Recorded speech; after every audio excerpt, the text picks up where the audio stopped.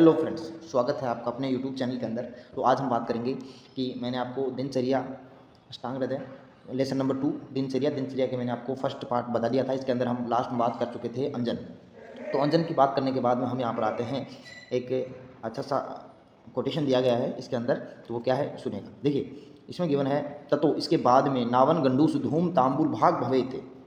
इसके बाद में नावन गंडूस नश्य गंडूस, ठीक है। धूम धूम धूम मतलब धूमपान तांबुल पान स्वेबिंग, पान का जो चबाया जाता है वो उसको पान स्वेबिंग बोलते हैं। तो इनका बाद में यूज़ करना चाहिए, अंजन के बाद में इनका यूज़ करना चाहिए। हम आगे मैं एक एक स्टेप के अंदर लास्ट में बताऊंगा आपको इसके बारे में डिटेल कि ये नश्य गंडूस क्या होता है, इसके साथ साथ धूमपान तांबुल, ठीक है। तो अभी आप एक बार के लिए नाम याद कर लीजिएगा।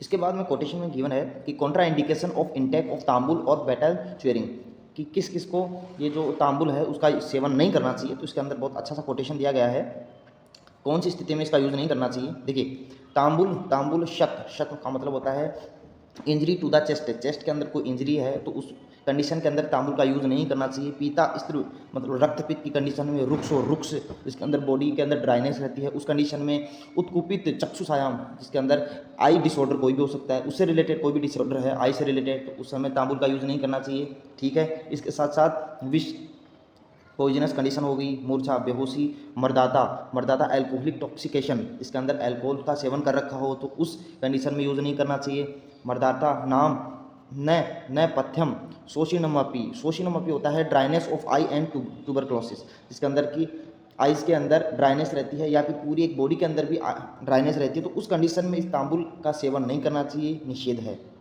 ओके आगे चलते हैं। इसके अंदर आगे दिया गया है अभ्यंग क्या है, बहुत ही इंपॉर्टेंट है। आपको ये एमसीक्यू के अंदर भी इसके क्वेश्चन आते हैं, इसके साथ साथ मैचिंग वाले में भी इसके क्वेश्चन आते हैं।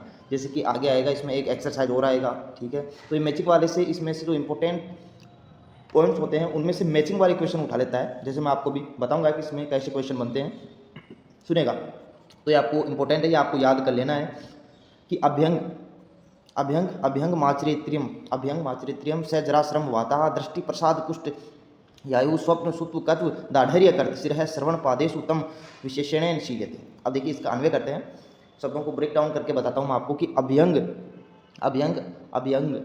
अभ्यंगम आचरित करना चाहिए नित्यम रोजाना की, रेगुलर अभ्यंग करना चाहिए। से जरा मतलब एंटी एजिंग होता है। ये इसके बेनिफिट्स बता रहे हैं कि जरा एंटी एजिंग होता है कि जैसे कि 30 साल का कोई पर्सन है तो उसको 40 या 50 साल के सिम्टम्स हो रहे हैं तो उसकी एजिंग को डिले करता है, एंटी एजिंग होता है। कहने का मतलब श्रम थकान है उसको कम करता है, वात जो दोष है उसको कम करता है, उसका शमन करता है, ठीक है। दृष्टि प्रसाद, इसके कारण रेगुलर यदि अभ्यंग का इंटेक करते हैं तो उसे गुड विजन बना रहता है, ठीक है। पुष्टि, ये बॉडी को नरिशमेंट प्रदान करता है, बॉडी को पोषण प्रोवाइड करता है। इसके साथ साथ पुष्ट आयु, ये आयुवर्धक होता है। स्वप्न, अच्छी निद्रा आती है। सुत्व कत्व दाढ़र्य करते, सुत्व कर मतलब गुड स्किन, लस्टर स्किन होती है। कहने का मतलब उसके अंदर ड्राइनेस कम होती है तो इसके कारण वो लस्टर स्किन होती है। दाढ़र्य कर स्किन जो मसल्स जो होती हैं वो एकदम कॉम्पैक्ट मसल्स हो जाती हैं। कहने का मतलब अच्छी मसल्स हो जाती हैं जिसके अंदर स्ट्रॉन्ग एंड कॉम्पैक्ट मसल्स वो दिखने को मिलती हैं। तो ये इसके बेनिफिट्स हो गए अभ्यंग के। इसमें और दीवन है कि अभ्यंग कहाँ पर यूज़ करना चाहिए, मेनली अभ्यंग का जो पोजीशन है वो कहाँ पर यूज़ करनी चाहिए। इसमें दे रखा है कि सिर है श्रवण पादेशु, सिर में हेड श्रवण, ईयर में एंड पादेशु पाद पैर, इनमें इसका यूज करना चाहिए। तम विशेषण शीलते, विशेष रूप से अभ्यंग जो है वो सिर कान और पाद इन तीनों में यूज करनी चाहिए। तो ये इंपॉर्टेंट है, आपको याद होना चाहिए। आगे चलते हैं। ऐसा इसके अंदर गिवन है, देखिए आपको मैं एक बार बोल के बता देता हूँ क्या गिवन है कि प्रतिदिन अभ्यंग करना चाहिए। अभ्यंग जरा वृद्धावस्था श्रम थकान वाद विकारों को नष्ट करने वाला होता है, दृष्टि को अच्छा करता है, शरीर को पोषण प्रोवाइड करता है, आयु को दीर्घ करता है, त्वचा को अच्छे गुणों से युक्त करता है, शरीर को दृढ़ता प्रदान करता है। लास्ट में लिखा हो ना दाढ़र्य करते हैं, कॉम्पैक्ट मसल्स या फिर शरीर को दृढ़ता प्रदान करता है। सिर प्रदेश में, कानों में, पैरों में विशेष रूप से अधिक अभ्यंग का अभ्यास करना चाहिए। तो ये मैंने आपको बता दिया। अब देखिए आगे कि Contra indications of oil massage का कहाँ पर यूज नहीं करना चाहिए। तो वर्ज्य अभ्यंग है कफग्रस्त कृत सशुद्ध अजीर्ण भी।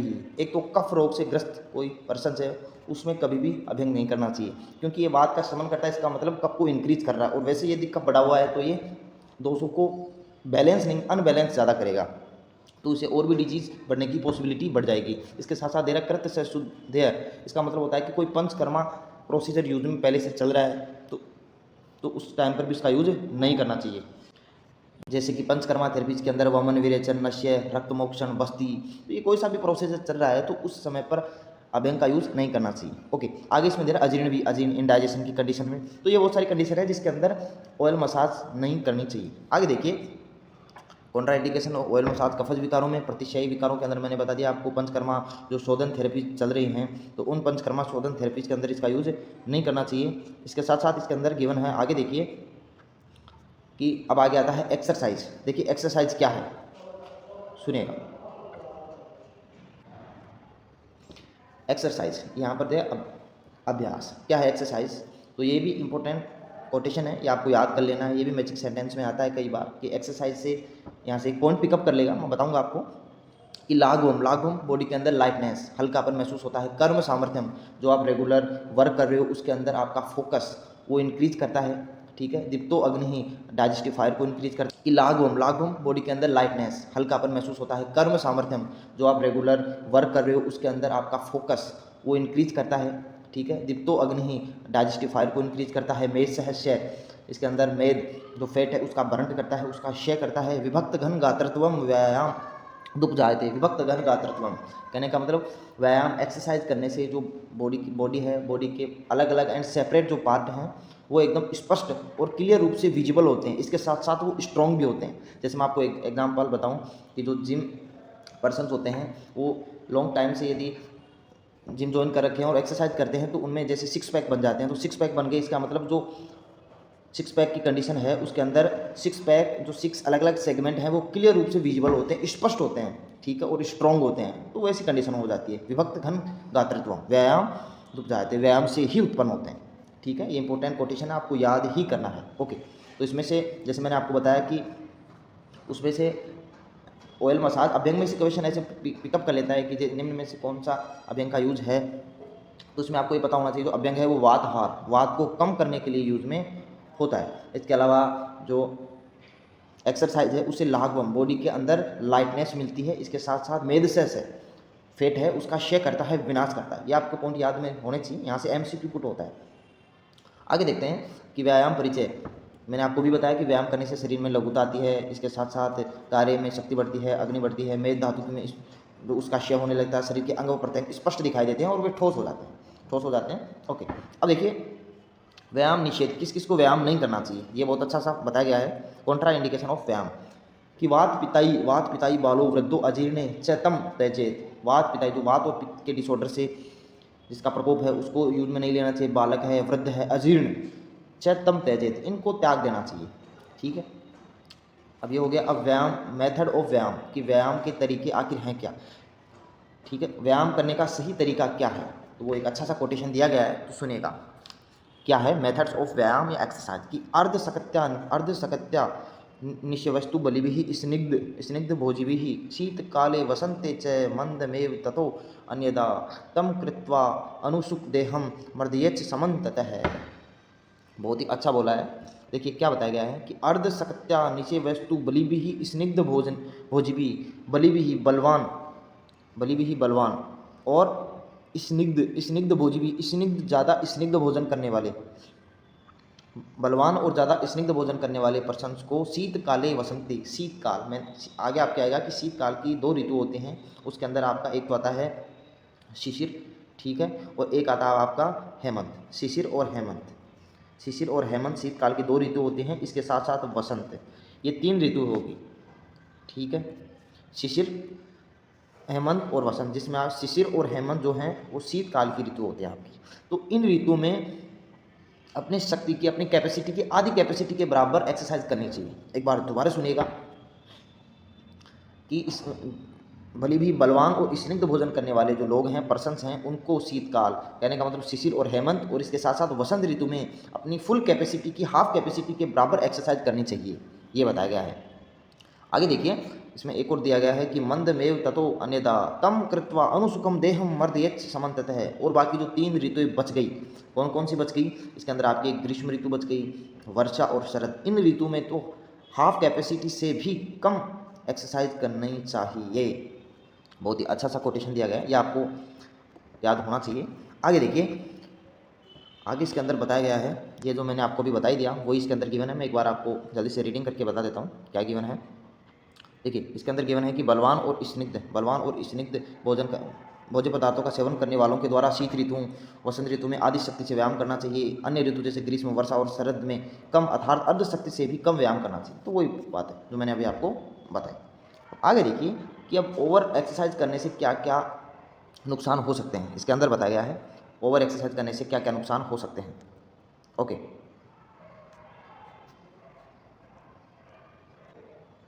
हाँ देखिए, अति व्यायाम से कौन कौन सी हानि हो सकती हैं सुनेगा।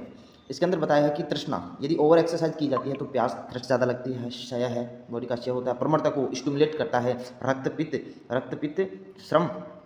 श्रम है, क्लम है। रक्तपित्त विकारों को, रक्तपित्त होता है बॉडी के डिफरेंट पार्ट से जो ब्लीडिंग होती है उसको रक्तपित्त बोलते हैं, तो वहाँ से उसको ज़्यादा प्रमोट करेगा। श्रम होता है, देखिए श्रम होता है आपने 24 आवर्स के अंदर कोई भी एक्टिविटीज़ की, हार्ड वर्क किया तो उसकी जो थकान होती है उसको बोलते हैं श्रम है। और जो कलम है उसका बहुत सुनेगा। कलम क्या होता है, जैसे कि 24 आवर्स में, एक दिन में आपने सुबह से शाम तक कोई भी एक्टिविटीज़ नहीं की, आप बैठे हैं, सोए हैं, लेकिन फिर भी आपको थकान हो रही है, तो वो होती है आपका कलम है, कलम बोलते हैं उसको। अति व्यायाम मत है कासु, अति व्यायाम करने से जो कफ है वो होगा, ज्वर, फीवर हो सकता है,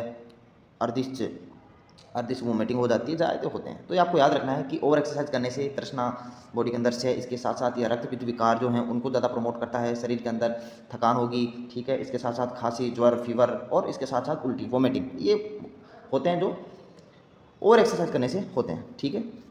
अब देखिए आपको एक लास्ट कोटेशन और है, इसकी तरफ चलते हैं, तो ये आपको याद होना चाहिए। देखिए क्या है कि अत्यधिक